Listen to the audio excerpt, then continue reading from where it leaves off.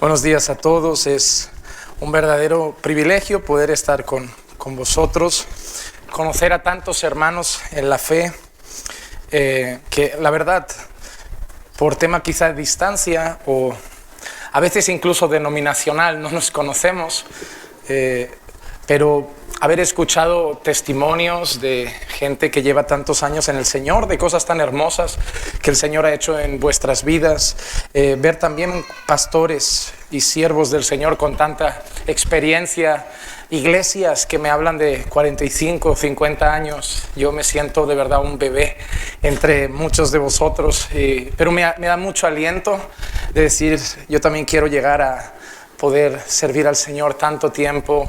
Quiero seguir firme en la fe y sirviendo al Señor mientras me quede aliento, así que sois inspiración muchos de vosotros para los que venimos detrás, tomando un poquito el relevo de las cosas del Señor en nuestro país. Quiero también dejaros un saludo a nuestra iglesia. Estamos en la ciudad de Hospitalet de Llobregat, estamos en Barcelona y bueno, estáis todos cordialmente invitados. Alguna persona me ha dicho que ya ha visto algún vídeo, que por ahí ya escucha mi voz de antes, pero bueno, siempre invito a que vengan a la iglesia, es una cosa totalmente diferente, un lugar precioso, es nuestro pedacito de cielo allá, así que cuando quieran ir a visitarnos, y sobre todo los pastores, no a predicar, a descansar, a escuchar, a pasar desapercibidos, que es lo que más cuesta a veces. Vienes a visitar Barcelona, predica. Vienes, predica. Y uno quiere ir no, yo iba de vacaciones. Voy a tener que buscar una sinagoga o algo para escuchar y que nadie me invite a predicar. Pero bueno, así que cuando quieran ir todos, están cordialmente invitados. Tanto para mí como para Eclesia es un privilegio poder compartir estos días con ustedes y sé que también seremos muy alentados a volver con ganas de hacer mucho más por el Señor. Así que vamos a ir entonces a la palabra. Ya lo primero que les pregunté a algunos pastores ahí fuera era ¿cuánto tiempo tengo? Tengo un problema con el tiempo, pero mi mujer me ha enseñado a respetar casa ajena. No estoy en casa, así que me voy a limitar al horario. Aunque me han dicho que ser un campamento tengo un poco de libertad, eso es muy arriesgado decírmelo a mí, pero no pasa nada. Así que yo voy a intentar hacerlo de una manera que sea fácil y llevadero para todos. Solo decirles algo de entrada. El tema que se me ha asignado y que vamos a estar trabajando es las 7 cartas a las 7 iglesias de Apocalipsis. Ya he visto que por ahí los pequeños están haciendo cartelitos, frases, está muy bonito. No quiero traer un mensaje que sea sensacionalista ni las noticias de las últimas guerras que se están dando y cómo Apocalipsis refleja eso. No, es más, yo cada vez que leo estas cartas, no sé si es por el ministerio o por cómo las entiendo, yo veo unas cartas muy pastorales, unas llamadas de atención a la iglesia, un ánimo para fortalecer al pueblo, también unas cosas que hay que tener en cuenta y nunca olvidar como siervos del Señor. Y yo pretendo eso, que esas 7 cartas traigan un corazón muy pastoral y que podamos ser incluso confrontados por el Señor. Seremos alentados, pero también confrontados, que a veces nos hace falta. A veces al vivir en Occidente, en lugares donde hay, sí, libertad religiosa, por mucho que nuestras leyes y cosas se vayan corrompiendo, esa comodidad de muchos creyentes a mí me asusta. Me asusta el cristianismo que es fácil de vivir, el cristianismo que pasa tan desapercibido en nuestra sociedad, el cristianismo que hace tan difuso diferenciar, es cristiano, no lo es, y cuando llegamos a ese punto yo creo que necesitamos ese empujón del Señor de decir, no, sois luz, sois sal, ahí hay algo que tiene que notarse. Entonces espero que estas 7 cartas sirvan para ese propósito. Vamos entonces hoy a la primera y vamos a empezar con Apocalipsis capítulo 2 y los versículos 1 al 7. Igual se lo voy a poner un poco difícil a las hermanas traductoras. Soy de hablar muy rápido. Entonces sé que cuando hay traductores por medio habría que ir más pausado quizá, pero que Dios se compadezca de ellas. Yo sé que cuando me arranque no voy a acordarme de nada, así que Dios las ayude y les dé gracia. Apocalipsis capítulo 2 versículos 1 al 7 dice así la palabra del Señor. Escribe al ángel de la iglesia en Éfeso, el que tiene las 7 estrellas en su mano derecha, el que anda entre los 7 candelabros de oro, dice esto: Yo conozco tus obras, tu fatiga y tu perseverancia, y que no puedes soportar a los malos, y has sometido a prueba a los que dicen ser apóstoles y no lo son, y los has hallado mentirosos. Tienes perseverancia y has sufrido por mi nombre y no has desmayado. Pero tengo esto contra ti, que has dejado tu primer amor. Recuerda, por tanto, de donde has caído y arrepiéntete, y haz las obras que hiciste al principio. Si no, vendré a ti y quitaré tu candelabro de su lugar si no te arrepientes. Sin embargo, tienes esto, que aborreces las obras de los nicolaítas, las cuales yo también aborrezco. El que tiene oído, oiga lo que el Espíritu dice a las iglesias. Al vencedor le daré a comer del árbol de la vida que está en el paraíso de Dios. Vamos a orar un instante. Padre, estamos delante de tu palabra, infalible, perfecta, suficiente, autoritativa, poderosa. Pero nosotros no somos así, somos falibles, débiles, en ocasiones orgullosos para recibirla en nuestro corazón. Y por eso te pido, Señor, que me permitas exponer con autoridad tu palabra, pero también dispongas nuestros corazones para ser humildes para recibirla. Que podamos ser, Señor, buenos oidores, Señor, de tu palabra, y que seamos convencidos de las verdades aquí expuestas por tu Espíritu Santo, pero sobre todo movidos por tu Santo Espíritu para que luego las vivamos y las pongamos por obra. Que tu palabra afecte a nuestra vida, que tu palabra nos conmueva y que tu palabra nos siga santificando a la imagen de Cristo. Te lo pido en el nombre de Jesús. Amén, amén y amén. Entonces vamos a entrar en este pasaje de hoy, esta primera carta, y lo primero que vemos y lo vamos a ir viendo en estas cartas es el remitente y el destinatario de la carta. Lo primero que encontramos es a quien la dirige el Señor. Escribe al ángel de la iglesia en Éfeso. Esa palabra que muchas veces o casi siempre está vinculada a un mensajero, a alguien que lleva un recado, a alguien que lleva un comunicado, nos da a entender que aquel que va a recibir la carta es la persona que normalmente comunica algo a la iglesia. Y creo que la mayoría de comentaristas aciertan cuando consideran que esto se refiere a los ancianos o al anciano principal de la congregación, aquel que seguramente iba a recibir esa carta y luego comunicar a la iglesia las verdades que contenía esa carta. Así lo mismo pasa con algunas epístolas, con algunas cartas paulinas, donde son leídas luego públicamente a las iglesias, siempre por un responsable, por un anciano, por un dirigente que se encuentra en ese lugar. Así que esta carta viene dirigida al ángel de la iglesia, viene dirigida al responsable de la iglesia, viene dirigida al anciano de la iglesia para que luego la comunique a los hermanos que se encuentran ahí, y concretamente a los hermanos que se encuentran en Éfeso. Escribe al ángel de la iglesia en Éfeso. Esta era una ciudad muy importante en la provincia romana en Asia Menor. Era un centro de comercio, un centro puntero también en cuanto a la religión y también un centro puntero en cuanto a lo político.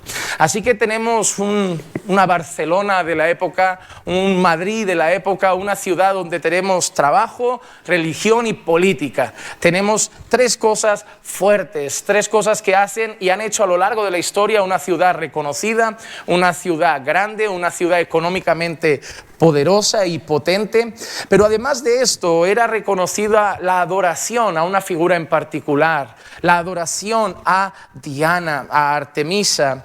Era la diosa que consideraban de la fertilidad, la diosa que consideraban de la abundancia. Incluso el templo dedicado a ella era una de las maravillas consideradas en aquel momento.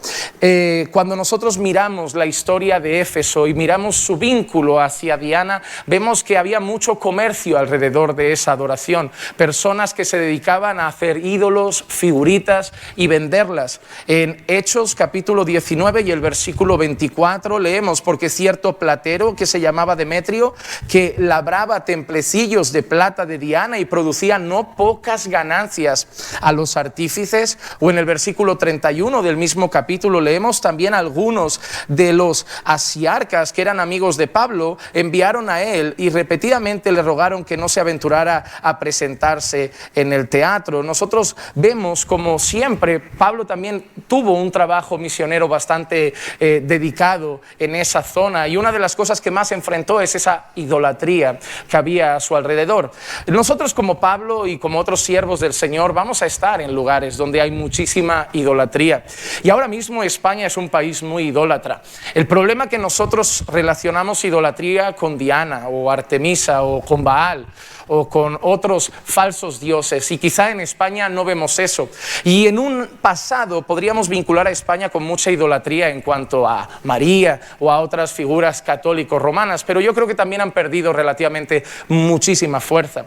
Pero así como muchos países de Occidente, España es un país idólatra, pero la idolatría igual ahora ha cambiado, ya no tiene quizá las mismas figuras, pero seguimos en un país idólatra, en un país que adora el sexo, en un país que adora el dinero, en un país que adora la fama, en un país que adora el cuerpo.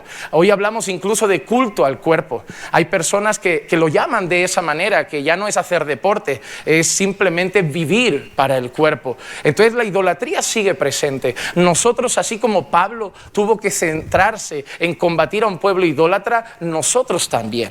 Nosotros a veces creemos que al caminar entre muchísimos ateos en nuestras ciudades, yo por ejemplo nos encontramos en Barcelona. Barcelona es el centro del odio a la religión, incluso la cuna de todo lo que empieza como progresismo y así, por ahí abajo nosotros tenemos siempre mucha fuerza en esos sentidos. Y pensamos que entonces ellos no adoran nada, que ellos no son idólatras, que ellos tenemos que enfocar el evangelismo por otro lado. Sí que son idólatras.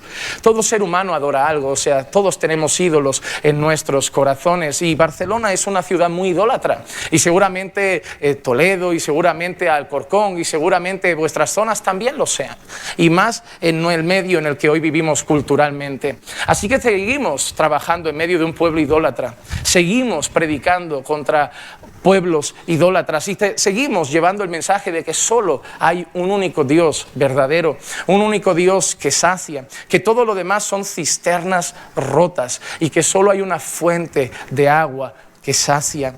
Nosotros entonces vemos que había un trabajo muy dedicado en esa ciudad, un trabajo que producía mucho dinero, un trabajo que llevaba a las personas a vivir alrededor de Diana, porque era algo que producía tanto con turismo como a nivel de venta de ídolos, mucha fuerza a la ciudad. Y ahí el Señor no había dejado de enviar a sus siervos, ahí el Señor no había dejado de trabajar, porque ahí el Señor tenía pueblo, así como sigue mandando misioneros a nuestra España querida, porque aquí el Señor también tiene pueblo.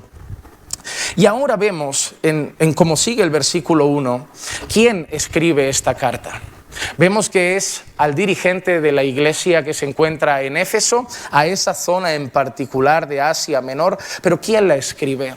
Y para mí eso es importante, el que tiene las 7 estrellas en su mano derecha, el que anda entre los 7 candelabros de oro, dice esto.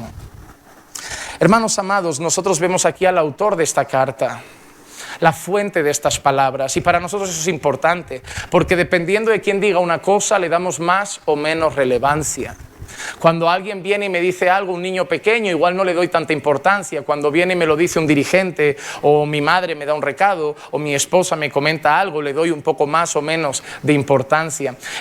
La fuente de esta carta nos hace tomar estas palabras muy en serio, porque viene del Señor Jesús y es presentado de una manera muy peculiar, el que tiene las 7 estrellas en su mano derecha, el que anda entre los 7 candelabros de oro. En el capítulo 1 de Apocalipsis, en el versículo 16, ya habíamos leído algo así: en su mano derecha tenía 7 estrellas y de su boca salía una aguda espada de 2 filos, su rostro era como el sol cuando brilla. Y esas estrellas son sus iglesias.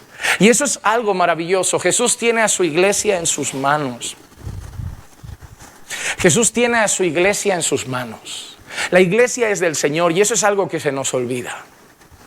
A veces, sobre todo cuando trabajamos en plantaciones. Nosotros empezamos una plantación.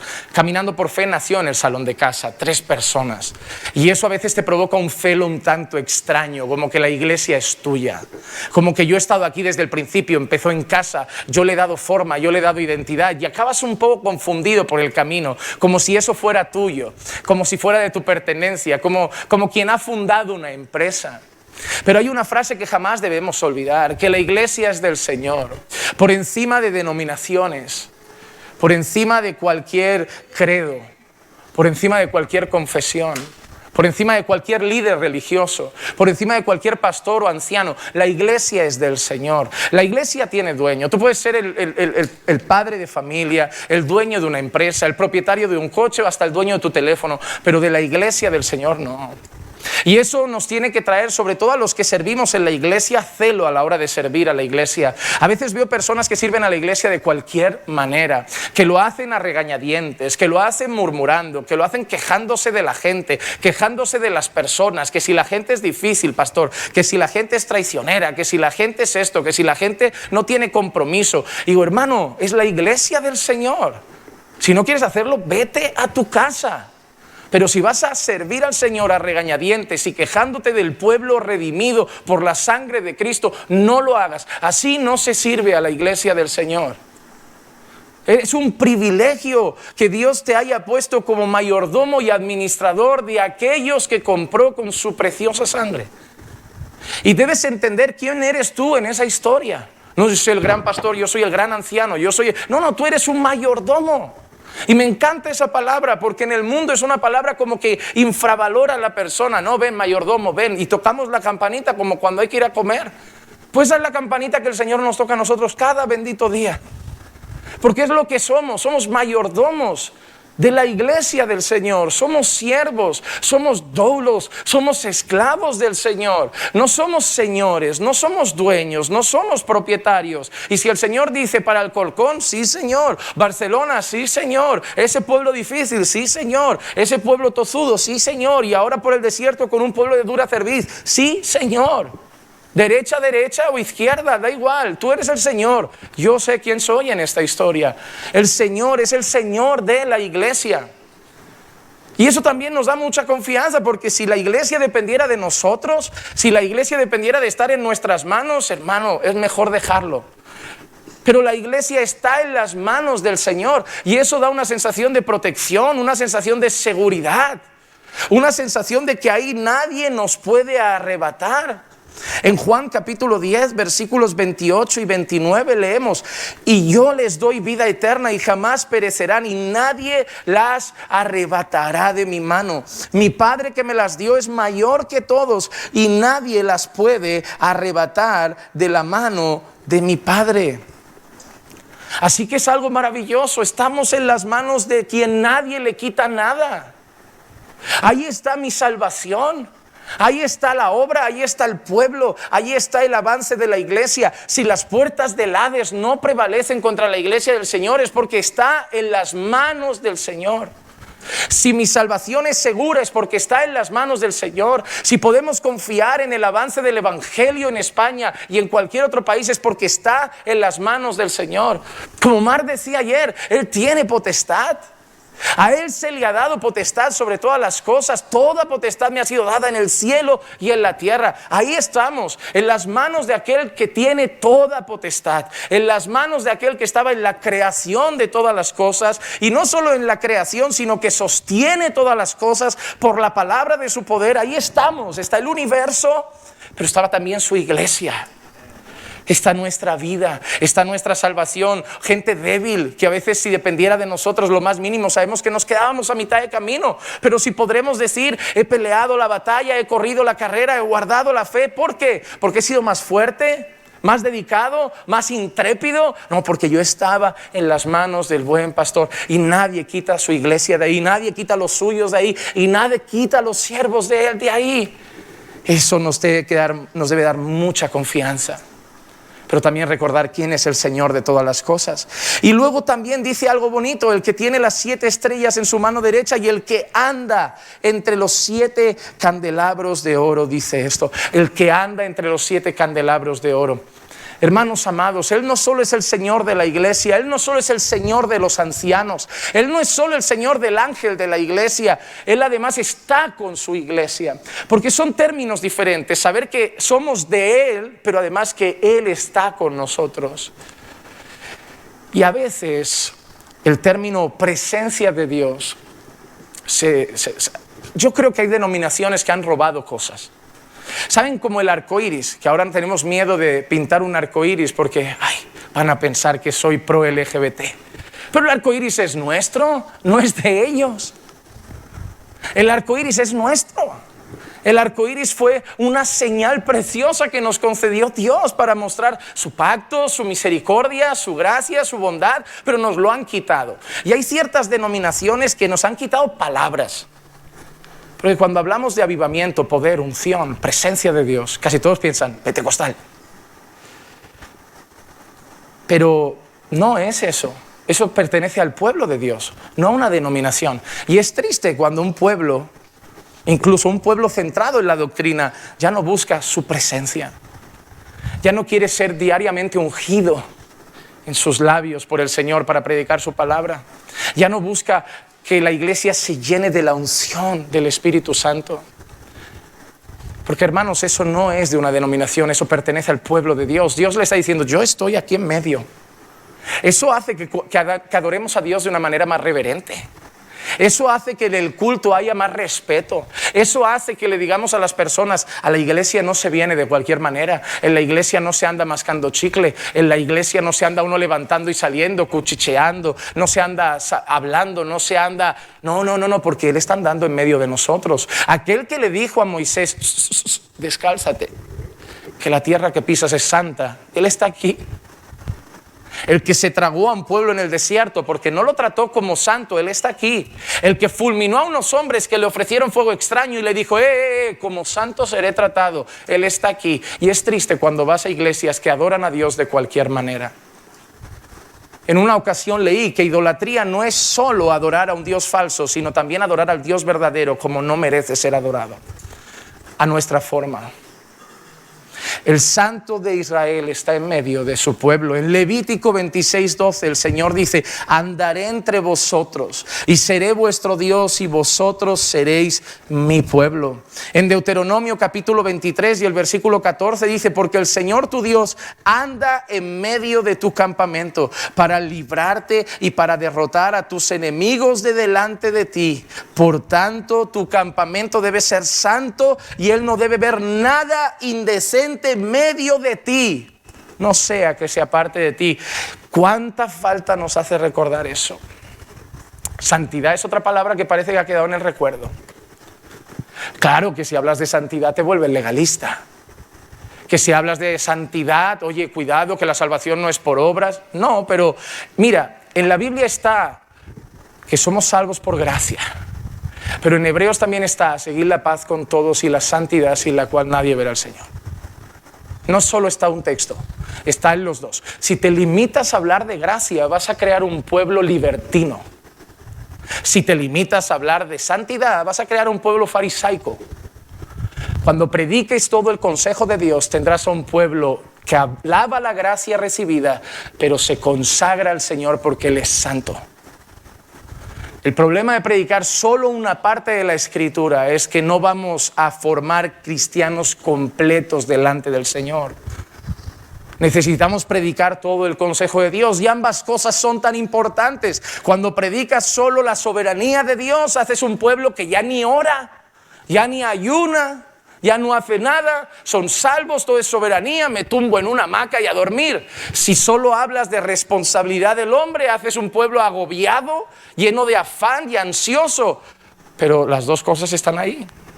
Cuando predicas soberanía de Dios y responsabilidad del hombre, haces a un pueblo que ora, que ayuna, que batalla con su carne, que lucha contra las tentaciones, pero descansa en que Dios pone el querer y el hacer.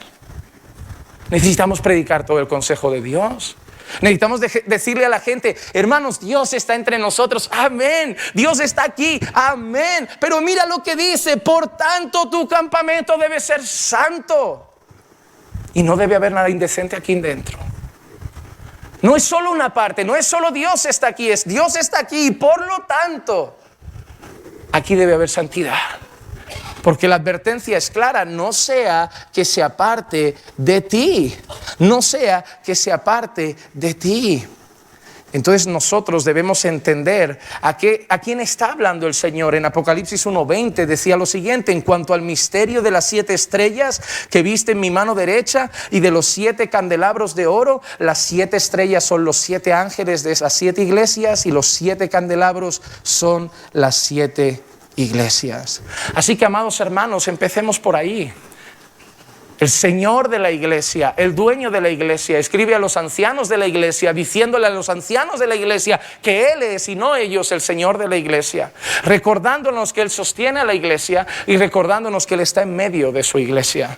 Y ahora les deja su primer recado. En primer lugar, Él alaba la fidelidad y el servicio que esa iglesia le presta. En el versículo 2 empezamos a leer: yo conozco tus obras, tu fatiga y tu perseverancia, y que no puedes soportar a los malos. Hermano, yo conozco tus obras, tu fatiga y tu perseverancia. Ahora déjame hacerte una pregunta. Si Dios te mira hoy a ti, ¿qué obras ve? ¿Qué fatiga y qué perseverancia por su causa? Porque ¿sabes lo que me duele? Ayer Mark hablaba de la canción de Springsteen, era, ¿no? La gloria pasada. Hay muchos que cuentan testimonios de aquel evangelio de entonces, de aquellos misioneros de entonces, de aquellas obras de entonces, de aquellos cristianos de entonces, simples, que metían a todos en casa, que misioneros venían, que habían conversiones extraordinarias. Pero veo que muchos hablan de una iglesia del pasado, de iglesias que tienen 45, 50 años, que veo que los dirigentes y los miembros tienen 70. Y yo pienso, si ahora son 50 y el 30%, el 40% tienen 70, en 5 años, si sigue la cosa así, serán 20. Serán 20. No estaremos viendo nuevas conversiones gloriosas, no estaremos viendo nuevas obras y prodigios que anunciar del Señor. Seguiremos viendo a 50 años atrás y ver lo que el Señor hizo. Y pasará lo que encuentras en Barcelona: templos preciosos de 70 años con 20 personas dentro. Y de esas 20, 15 ancianos. 5 jóvenes que durante el culto salen a despistarse porque lo único que piensan es divertirse, y con 18, 20 años seguirán su camino, ya no pisarán una iglesia. No podemos ver la gloria del evangelio en nuestras regiones, la gloria del evangelio en medio de nuestro pueblo, como las glorias pasadas que cantaba Springsteen. No podemos. Pero ahora yo pregunto a la iglesia: ¿dónde están tus obras? ¿Dónde está tu fatiga? ¿Y dónde está tu perseverancia?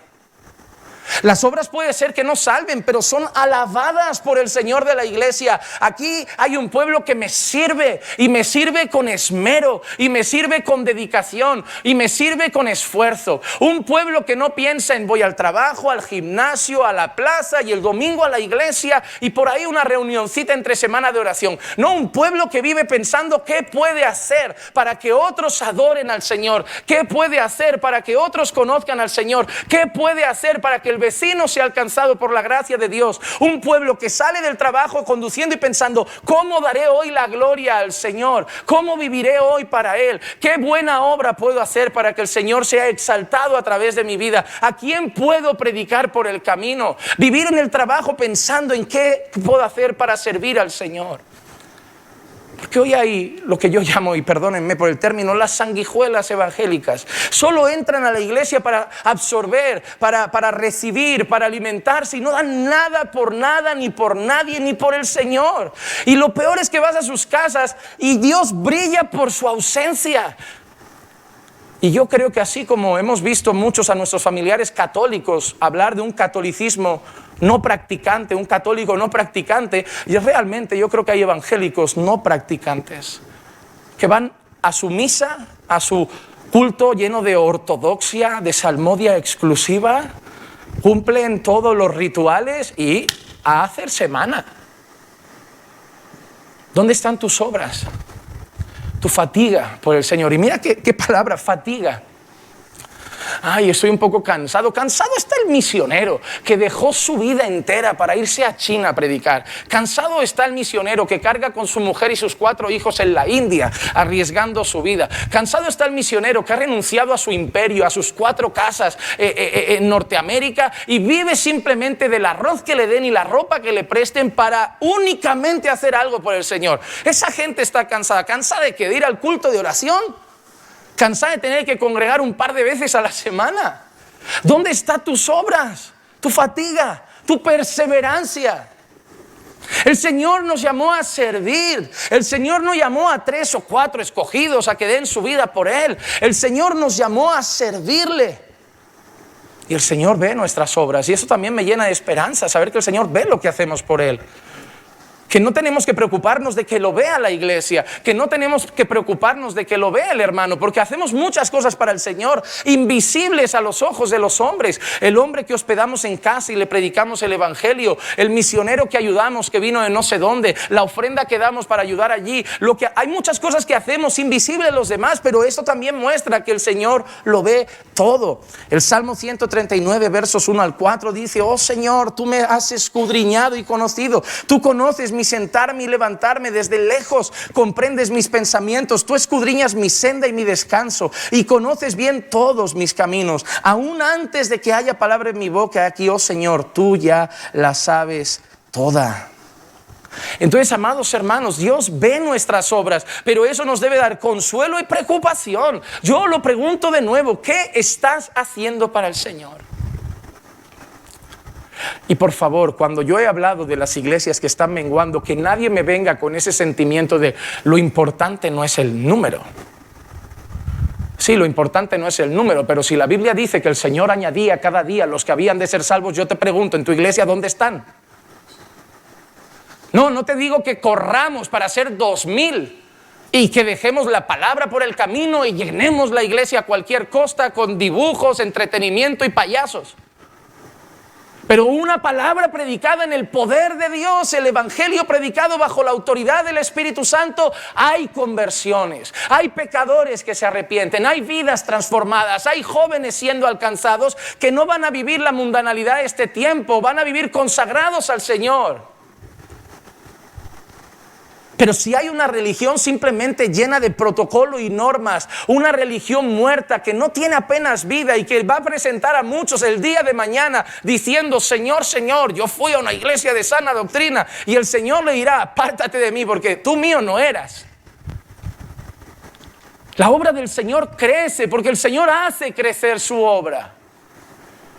No pueden haber solo 20 creyentes, a lo mejor en un pueblo de 100,000 habitantes.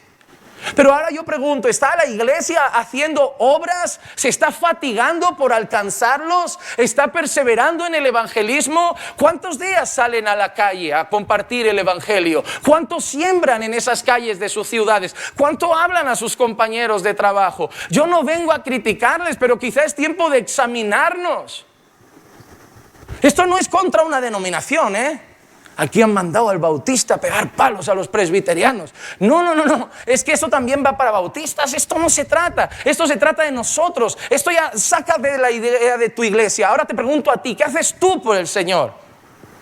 Porque a veces tú te acomodas, no, mi iglesia no hace. ¿Qué haces tú? ¿Qué haces tú? Al final tú vas a rendir cuentas por lo que tú has hecho. Pero hermanos, somos llamados a obrar, somos llamados a servir, somos llamados a entregarnos, a perseverar, a fatigarnos, incluso a recibir desprecio. Nos llevamos demasiado bien con nuestros compañeros de trabajo, con los compañeros de la escuela. ¿Saben por qué? Porque pasamos desapercibidos. El día que vivamos como creyentes nos van a odiar, hermanos. Yo, cuando los creyentes son tan queridos por todo el mundo y caen tan bien a todos, me pregunto, ¿qué viven? Porque el sufrimiento cristiano no es una casualidad, es una promesa. Porque a vosotros no se os ha dado solo el creer en Él, sino también el sufrir por Él. ¿Dónde está tu sufrimiento por causa de Cristo? Es dicha para nosotros. En Mateo 5:11 leemos: bienaventurados seréis cuando os insulten y persigan y digan todo género de mal contra vosotros falsamente por causa de mí. Hermano, yo quiero que Dios alabe nuestras obras. Yo quiero que el Señor diga, tuve una iglesia viva en España. Tuve un pueblo que hizo la labor. Tuve un pueblo que cumplió la gran comisión. Tuve un pueblo que miraba mi reino y dejó sus proyectos personales y vanos y pasajeros a un lado para pensar en algo eterno. Tuve un pueblo que no pensaba solo en hipotecas, un mejor coche, unas buenas vacaciones o pasar un rato entre nosotros. Tuve un pueblo pensando en pescar hombres. Y lo hicieron con esmero, con perseverancia y se fatigaron. Pero yo los voy a recibir y les voy a decir, buen siervo y fiel. En lo poco has sido fiel, en lo mucho te pondré, ahora entra en el gozo de tu Señor. ¿Qué estáis haciendo por el Señor? ¿Qué estamos haciendo por el Señor? Ahora, no solo alaba sus obras, alaba su doctrina, y eso también es importante, obviamente. El versículo 2 termina y el versículo 6 dice, y has sometido a prueba los que dicen ser apóstoles y no lo son, y los has hallado mentirosos. O el versículo 6, sin embargo, tienes esto, que aborreces las obras de los nicolaítas, las cuales yo también aborrezco. Sí, además hay otra cosa, un pueblo lleno de buenas obras y un pueblo de buena doctrina. Un pueblo que sabía ver ese Maldonado, ese Casluna, Dante Gebel, señor Itiel Arroyo, gente rara, ¿no? Fuera del mapa. Un pueblo que está alimentado por la palabra y sabe distinguir, ese es un siervo de Dios y ese no.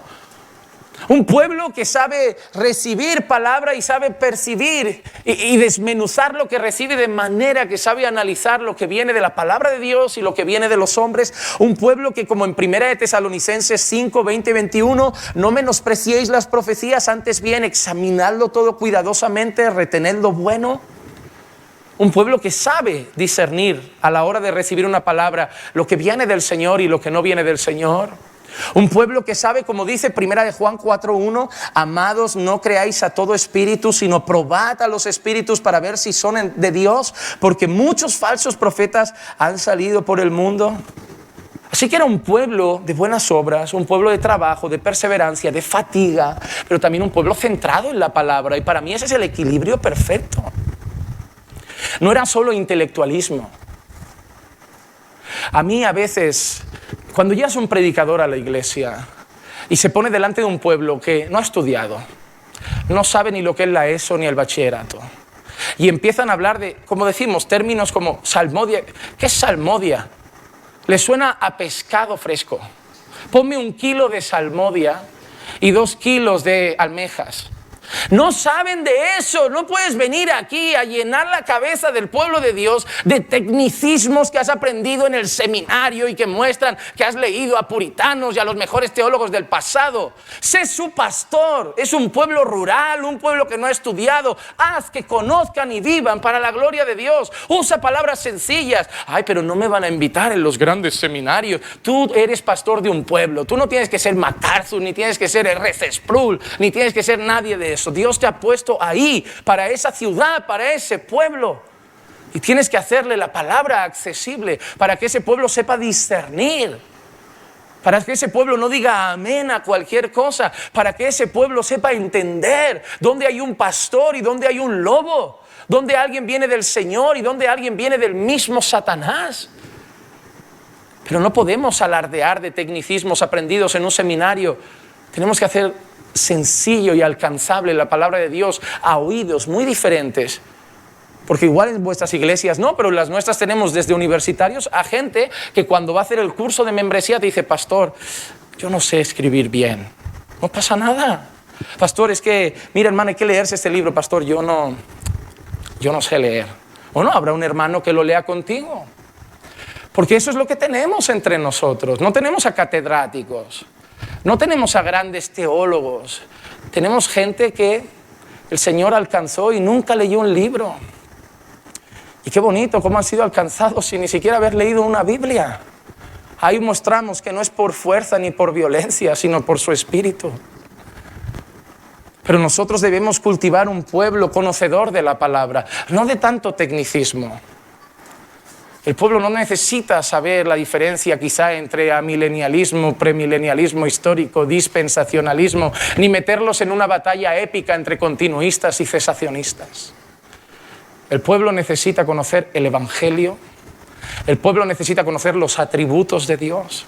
El pueblo necesita conocer cómo caminar delante de un Dios santo. El pueblo necesita conocer los fundamentos de su fe. No son tecnicismos. Era algo que pescadores de aquella época entendían, era algo que agricultores de aquella época entendían y que también necesitan entender hoy para que cuando llegue cualquiera a hablarles como yo llego hoy, sepan decir no viene del Señor. Sepan discernir y probar a todos los espíritus para ver que no todos vienen de Dios. Y este pueblo no solo estaba lleno de buenas obras, sino que además estaba lleno de conocimiento de la palabra de Dios. Y debemos seguir creciendo en la gracia y el conocimiento de la palabra de Dios para no ser llevados por cualquier viento de doctrina. Son muchas alabanzas a su trabajo, a su fidelidad a la doctrina, pero también vemos en el versículo 3 otra alabanza. Su fidelidad en medio del sufrimiento. Tienes perseverancia y has sufrido por amor, por mi nombre, y no has desmayado. Hermanos, cuando a mí me hablan de mis sufrimientos por el cristianismo, yo lo máximo que puedo decir es que soy el único creyente de mi familia, que mi madre no cree. Pero en aquel entonces, cuando personas creían en el Evangelio, a veces eran expulsados de sus casas, desheredados, considerados personas ingratas y ya no bien recibidas en la familia, personas que se tuvieron que mudar. Algunos fueron presos, otros incluso murieron por el Evangelio. Estuve hace poco con un pastor, se llama Salvador Gómez Dixon, un hombre muy entrañable, y nos contaba un tiempo de misión que fue a China.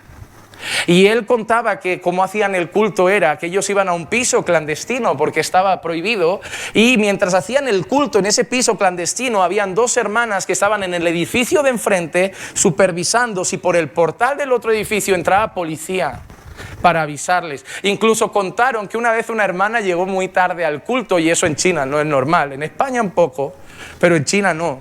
Y de golpe ya había empezado el culto y escuchan en la puerta. Y dice, tenías que ver esas caras.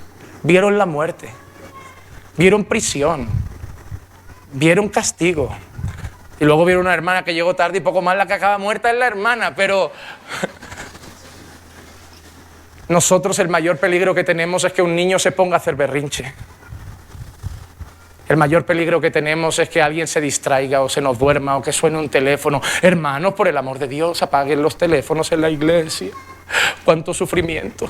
No, es agobiante, realmente apaguen sus teléfonos en la iglesia, pero me refiero que sus sufrimientos y los nuestros no tienen comparación. ¿Saben por qué? Porque somos una generación floja. Somos una generación que no sufre por nada más que lo suyo. Si te das cuenta, tus sufrimientos son por ti, tu marido, tus hijos, tu familia, y de ti y lo tuyo no sales. Porque no somos una generación que sufra por nadie más. No somos una generación que sufra por otros, ni mucho menos por el Señor. Es que, pastor, si yo hablo de esto en mi trabajo, me desprecian. Y si yo digo que soy creyente en el instituto, me marginan. Y si yo digo esto aquí, me dan de lado. Y si lo hablo en mi familia, hay tensiones. ¿Saben qué? Nosotros hay familia con la que ya no hablamos. Nosotros hay familiares que ya no nos tienen hasta bloqueados en Facebook. Nosotros hay familiares que nunca más vamos a ver, y lo doy por hecho. Y familiares que incluso en funerales vas a evitar el horario porque ya no va a haber buen trato. Pero obviamente si tienes un tío que te trae a tu primo, que ahora quiere que lo llames prima, que se llamaba Kilian y ahora quiere que lo llames Caterina, y lo trae con falda y peluca, y tú quieres participar en eso porque no quieres ofender a tu familia, o temer a Dios y no temer a los que solo pueden matar tu carne. Porque el que no ama, el que es capaz de amar a madre, padre, esposa, esposo, hijas, o hasta su propia vida, más que al Señor, no es digno de Él. Si no somos capaces de recibir un rechazo social, la marginación en la escuela, o que nos deje hablar una prima por causa del Señor, el día que te ponga una pistola en la cabeza, así vas a negar a Cristo. Pero estos no lo hicieron. Ellos fueron capaces de perder trabajos, perder familiares, perder seres queridos por la causa de Cristo, y no cedieron. Yo te he preguntado cómo están tus obras, tu perseverancia y fatiga. Yo te pregunto cómo andas de buen conocimiento bíblico. Y ahora te pregunto, ¿cuánto has sufrido por el Señor? Y lo triste es que la mayoría de respuestas es nada, nada, nada, pero yo soy un fiel creyente. Oye, examinaos y poneos a prueba para ver si realmente estáis en la fe. Nunca es tarde para preguntarse, ¿he nacido de nuevo? Pero el creyente es alabado por el Señor porque sufre por su causa. El creyente es capaz de mantenerse íntegro al Señor a pesar del rechazo que pueda venir sobre su vida. Hay una expresión de Job que me agrada mucho, Job 27:5.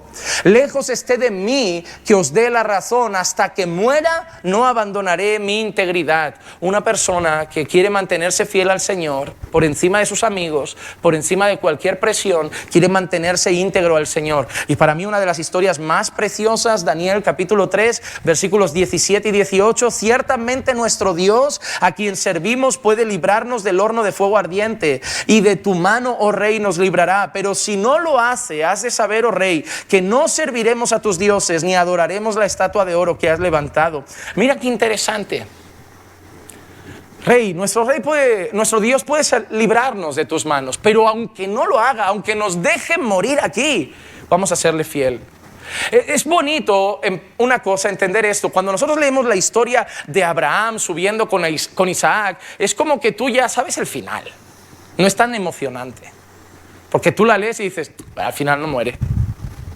Esto es como cuando ves por segunda vez una película que le dices a tu mujer, he visto una peli, y la está viendo y está emocionada, y tú, bueno, no va a morir. Este está vivo hasta el final, parece que lo matan toda la peli, pero este no muere ni a tiros. En la Biblia nos pasa igual, pero esa gente no sabía el final. José no sabía que acabaría siendo la mano derecha de Faraón. Abraham no sabía que aparecería un cordero y que frenarían el machete cuando lo levantara. Estos jóvenes no sabían que al final, nosotros decimos, wow, el Señor estuvo con ellos en medio del horno. Ellos no lo sabían, pero ellos fueron fieles sin saber el final. Y eso es lo que debemos hacer nosotros. Es muy fácil ser fiel al Señor cuando te dicen, bueno, pero sé que acaba bien. Es muy fácil tener cáncer y decir, sé fiel, canta, alaba. Bueno, porque ya sé que me voy a curar. Pero ¿quién alaba y es fiel sin saber si va a acabar sus días así? Somos llamados a ser fieles al Señor incluso en medio del sufrimiento, sin saber si Dios nos librará del sufrimiento. Somos llamados a ser fieles a Dios a pesar del sufrimiento. Y si ese sufrimiento es el final de nuestros días, Él ha sido bueno, Él ha sido fiel. Y lo alabaremos independientemente de las circunstancias, aunque la higuera no florezca, aunque no haya animales en el granero, aunque el campo no dé su fruto, con todo yo me alegraré en el Señor y me gozaré en el Dios de mi salvación. Sin embargo, ha alabado sus obras, ha alabado su conocimiento doctrinal y fidelidad a la verdad, ha alabado su perseverancia en el sufrimiento, pero no todos son alabanzas, porque no toda iglesia es perfecta. Parece que está todo bien, pero todas las iglesias tienen su parte buena, su parte mala. Seguro que si yo ahora me hiciera miembro de vuestras congregaciones, no me importaría, a pesar de nuestras pequeñitas diferencias por ahí, bautismales y alguna más. Pero seguramente vería muchas virtudes y vería cosas que diría, esa área anda flojita. Pero es normal, hasta que estemos en gloria va a ser así. Pero eso no significa que tengamos que acomodarnos en esos defectos y decir, bueno, ninguna iglesia es perfecta. No, debemos luchar para hacerlo. A mí me pone nervioso los creyentes que dicen, nadie es perfecto. Digo, pero debemos serlo. Pero debemos serlo. La Biblia lo dice. Sed perfectos como vuestro Padre es perfecto. Pero nadie es, y Dios ya lo sabe. Entonces, ¿para qué pide eso? Porque te tienes que levantar cada mañana con la intención de ser perfecto ese día. No lo vas a hacer, pero debe ser tu actitud. Tu actitud es, voy a hacerlo todo perfecto, hablar de manera perfecta, ser el marido perfecto, la esposa perfecta, el padre perfecto, el trabajador perfecto, mente perfecta. Esa debe ser nuestra actitud y al final del día obviamente nos tendremos que arrepentir de algo, pero esa debe ser la intención de nuestros corazones. Como digo, hay mucho tumbado en una hamaca diciendo no pasa nada, gracias soberanía, a dormir de cualquier manera. No es así. Así no vive un creyente. ¿Y qué es lo que reprende el Señor aquí? Versículo 4. Pero tengo contra ti que has dejado tu primer amor. Tengo contra ti que has dejado tu primer amor. Las glorias pasadas. Aquellos buenos tiempos en los que era todo tan fervoroso. Yo no sé cómo han sido vuestras conversiones. Yo sé que muchos habéis nacido en iglesias ya. padres creyentes, yo soy el único creyente en mi familia, pero yo recuerdo una cosa y lo cuento y le ha pasado a muchos hermanos que conozco, al menos en mi círculo. Cuando yo conocí al Señor, yo recuerdo que fueron cambios muy drásticos en mi vida. Cuando yo conocí al Señor, yo podía ver 4 o 5 prédicas diarias. Yo me leí la primera vez la Biblia en cuestión de 2 meses entera. Solo quería comer Biblia, ver prédicas. Tiré mis discos de Metallica, Green Day y todas estas cosas por la basura y solo quería escuchar alabanzas. Yo solo quería al Señor. No quería nada más, me había enamorado sobre todas las cosas. El cigarro se fue, la cerveza se fue, la bebida, todo se fue. La música se fue, mi apariencia externa se fue, todo cambió. Yo solo quería al Señor. ¿Qué hay de Él? Alabanzas, dame alabanzas. Libros, dame libros. Biblia, dame Biblia. Prédicas, dame 40. Estaba en mi trabajo con los cascos, prédicas o alabanzas. Iba en el coche a alabanzas. Llegaba a casa una prédica. Biblia por la noche. Solo quería Dios, Dios, Dios, Jesús, Jesús, Jesús. Y lo peor es que luego ya la gente te dice, bueno, ya madurarás. Digo, ¿madurarás? Así deberíamos ser toda la vida. La pregunta es, ¿qué te ha pasado a ti? Escuchabas 4 prédicas y ahora si vas al culto el domingo hay que dar gracias porque si viene la prima de Teruel faltas, si las vacaciones del hijo faltas, si el niño tiene fútbol faltas, si ahora tienes partidito de básquet faltas. El día del Señor es el día de tu prima ahora. Ahora no, ahora aquí, como digo, y poca broma, salmodia, los himnos, pero en el coche te ponen los 40 principales. ¿Para qué tanta solemnidad aquí dentro si cuando sales te pones a Maluma? No, de verdad es que no lo entiendo, no entiendo a qué jugamos. ¿A qué jugamos al corset solemne de la ortodoxia y ortopraxis y luego ahí fuera somos uno más? ¿A qué jugamos? Yo como no os conozco, yo puedo soltar esta bomba y me voy para Barcelona. O sea, ¿sabes? Para mí es tranquilo, pero a lo mejor para eso me trajo el Señor. Porque como vosotros a veces tenéis ese miedo de decir algunas cosas que en el fondo pensáis y que en las conversaciones, en el fondo hay eso en el corazón. Pero claro, ¿quién va a ser el brusco que suelte esto desde el púlpito? Tráete al catalán. Pero no es ser mala persona. Eso es para ti, eso es para mí. Porque yo no lo voy a entender.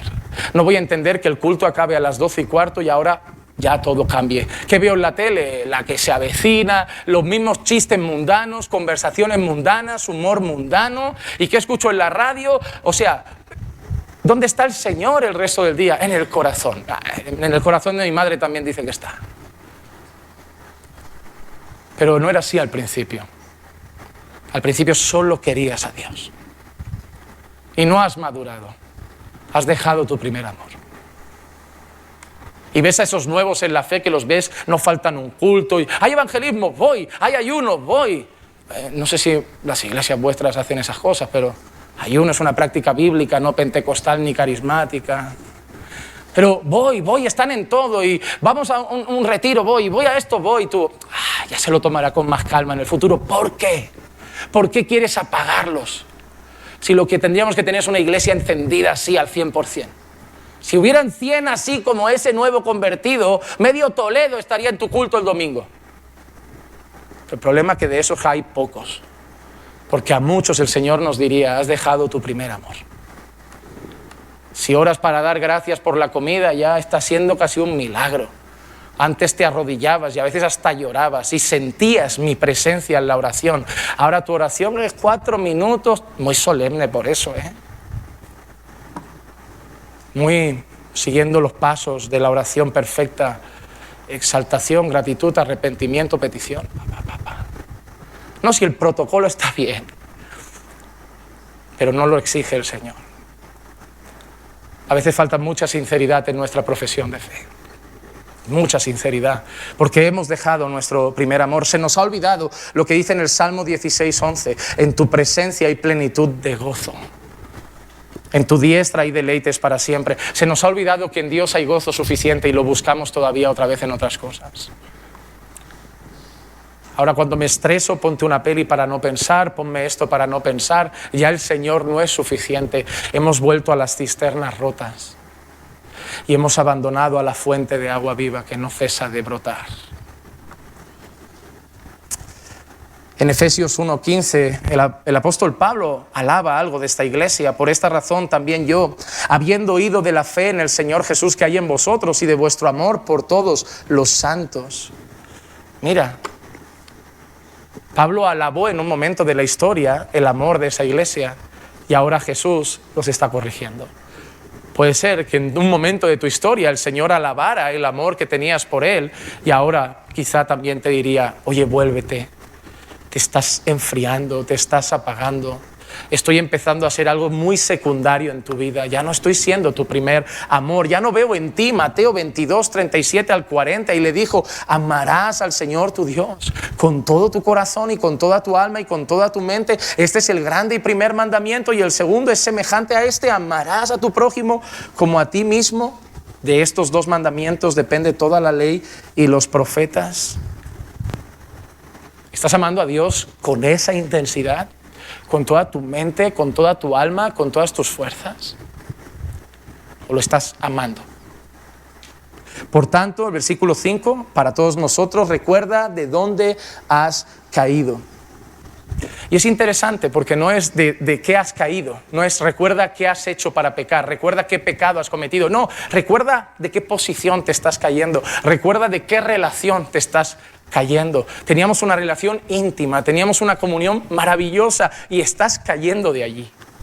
No está diciendo un pecado en concreto, está hablando de una relación, de dónde te has caído. Nos caemos de un lugar de comunión, de un lugar de cercanía, de un lugar de... ¿Dónde están esos hombres de los que el Señor podría decir, y este andó con Dios? De verdad, yo cuando encuentro gente mayor y me cuentan de misioneros, yo llevo poco en el Señor comparado con la mayoría de vosotros, pero me cuentan historias del pasado y yo digo, ¿y hoy dónde están? Y me hablan de grandes predicadores y digo, se están muriendo.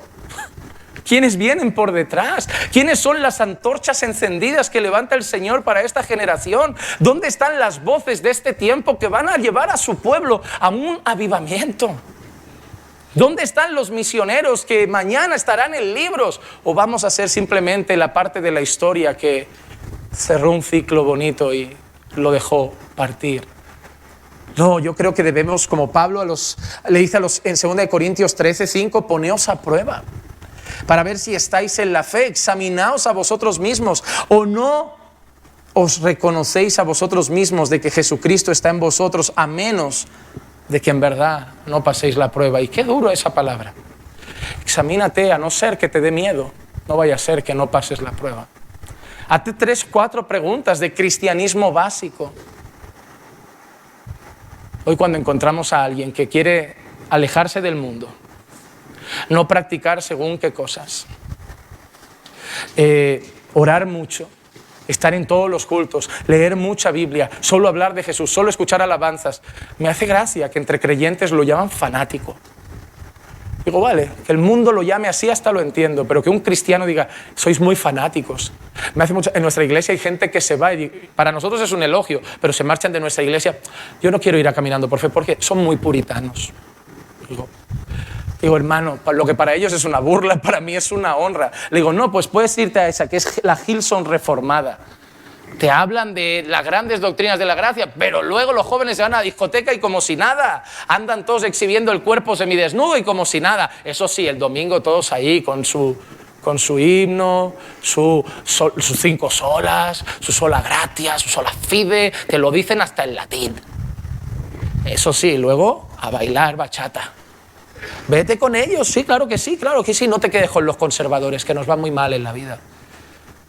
No, claro que sí, porque si te decimos que tengas prudencia entre joven y jovencita, que están hormonando, que el pecado está ahí, que son fáciles de caer, no, demasiado radicales. Déjales, son jóvenes. Y ahí los tienes, niñas embarazadas en la iglesia, casi ninguna llegaría blanco al altar porque pocas llegan vírgenes. La mayoría ya han besado a 3 o 4 jóvenes de sus congregaciones. Déjalos. Nunca han habido tantas segundas nupcias en el pueblo de Dios. Antes era, mira, esta es mi familia, ahora son, estos son mis hijos, estos son los de ella y estos son los nuestros. ¿Cómo? Sí, estos son los míos. Estos son los de ella y estos son los nuestros. No quiero ofender a nadie, pero eso antes no se veía tanto en el pueblo de Dios. Pero hay divorcios por todas partes, segundas nupcias por todas partes. Que no estoy aquí para defender mi postura ante vosotros, pero estoy diciendo que algo va mal en la iglesia. Algo va mal cuando nuestros jóvenes no llegan vírgenes al matrimonio. Algo va mal cuando hay tanto divorcio en medio de nosotros. Algo va mal. Y yo creo que nos falta un poquito de fanatismo. Y nos falta lo que el Señor pide aquí, y arrepiéntete. Nos falta arrepentirnos y hacer lo que dice al final, y haz las obras, versículo 5 al final, y haz las obras que hiciste al principio. Vuelve a enamorarte de mí como la primera vez. Vuelve a enamorarte de mí como al principio. Sí, están bien tus obras, están bien tu doctrina fiel, está bien tu sufrimiento, pero yo quiero tu amor también. Yo quiero la comunión que teníamos, yo quiero las horas de oración, yo quiero que decías, no, me voy a levantar una hora antes de ir al trabajo para orar al Señor y voy a orar todas las noches una hora. Y yo quiero eso también. Vuélvete al lugar de donde caíste. Haz las obras que hiciste al principio, si no, vendré a ti y quitaré tu candelabro de su lugar. Éfeso no acabó muy bien. Si tú ahora vas por ahí, solo hay ruinas. Y no hay mucha iglesia, y no hay apenas creyentes. Quizá no volvieron a su primer amor. Quizá al final el Señor trajo juicio. Bueno, pastor, el Señor no trae esas cosas a su iglesia. Yo creo que sí. Pablo a los Corintios, cuando habla de la cena del Señor, les dice, examínese cada uno a sí mismo. Porque el que come y bebe sin discernir el cuerpo del Señor, juicio come y bebe para sí. Y justo después dice, por eso entre vosotros hay muchos débiles, enfermos, y muchos duermen. Y ese muchos duermen apela a la muerte. Y según lo que yo entiendo ahí, igual mi interpretación es patética, pero yo creo que es el juicio de Dios sobre aquellos que tomaron indignamente la cena del Señor. Así que Dios trata con su pueblo y a veces trata severamente. Porque como un padre a un hijo, Dios disciplina a los suyos. Lo hace por amor. Por eso, un llamado a la obediencia. El que tiene oído, oiga lo que el Espíritu dice a la iglesia. El Espíritu habla a la iglesia, alaba sus virtudes, pero también llama al arrepentimiento en aquellas cosas que no están bien. Y yo hago lo mismo en esta mañana y lo voy a hacer en cada mensaje. Igual no me vas a apreciar mucho al final de los 6 días, pero en cada mensaje daré gracias a Dios por virtudes de la iglesia y llamaré al arrepentimiento donde sea necesario. Y que nadie piense que vengo como el gran a corregir a otros. Yo soy el primero que se llama al arrepentimiento, yo soy el primero que se examina a la luz de este texto. Pero al final yo quiero vivir lo que termina diciendo: al vencedor le daré de comer del árbol de la vida que está en el paraíso de Dios. Yo quiero que tú y yo comamos de ese fruto. Yo siempre se lo digo a mi congregación, le digo, hermanos, yo no tengo que ser tu amigo, ni caerle bien a los pastores. Yo no tengo que ser el predicador guay, ni el que al final sea el simpático del grupo, que todo el mundo lo quiera porque es el más carismático. Yo solo quiero que el Señor te diga, buen siervo y fiel. Yo solo quiero verte en la eternidad. Yo no quiero que te pierdas. Yo no quiero que vivas como el mundo. Yo no quiero que el Señor al final te reprenda y que yo no haya hecho por llamarte la atención como un hijo a un padre. Yo amo vuestras almas. No quiero solo vuestra amistad, que si me la llevo de aquí por mí mejor. Pero lo más importante no es eso. Prefiero que salgas de aquí el sábado diciendo, me cayó fatal en persona este chico. Pero a lo mejor el Señor te haga run run en la cabeza y te dijo, ¿por qué te cae mal? Igual te dijo algunas verdades que te hacían falta escuchar. Igual no te cae mal él, igual te cayó mal la palabra. Porque al final sí, la salvación es por gracia mediante la fe, pero Santiago dice en el capítulo 2, versículo 17 al 18, y termino ya, así también la fe por sí misma, si no tiene obras, está muerta. Pero alguno dirá, tú tienes fe, yo tengo obras, muéstrame tu fe sin las obras y yo te mostraré mi fe por mis obras. Sí, hermano, yo soy una persona que cree en las doctrinas de la gracia, de verdad, soy el primero. Sola gratia, sola fide, solus Christus, sola escritura, soli Deo gloria, pero la fe sin obras es muerta. Soy el primero que no quiere legalistas en la iglesia, que las obras no las hacemos para mérito propio, ni para vernos más justos delante de Dios, ni para ser más bendecidos, pero la fe sin obras es muerta. Hermano, yo alabo que aquí tengo un pueblo delante que yo sé que no hay que venir a darle doctrina. Y es así. Yo no he venido a este campamento a enseñar teología. Seguramente tendría que aprender de muchos pastores más cosas. Por eso digo, yo soy el bebé quizá, el más básico. Pero ¿no será que debemos volver a lo básico? ¿No será que ya sabemos mucha Biblia y debemos volver a lo básico, a la práctica, a la ortodoxia, pero a la ortopraxis? Doctrina sana, vida sana. Doctrina bíblica, vida bíblica. Doctrina fiel, vida fiel. Palabra santa, vida santa, porque Dios es santo. Que el Señor obre en cada corazón como Él crea conveniente. Vamos a orar.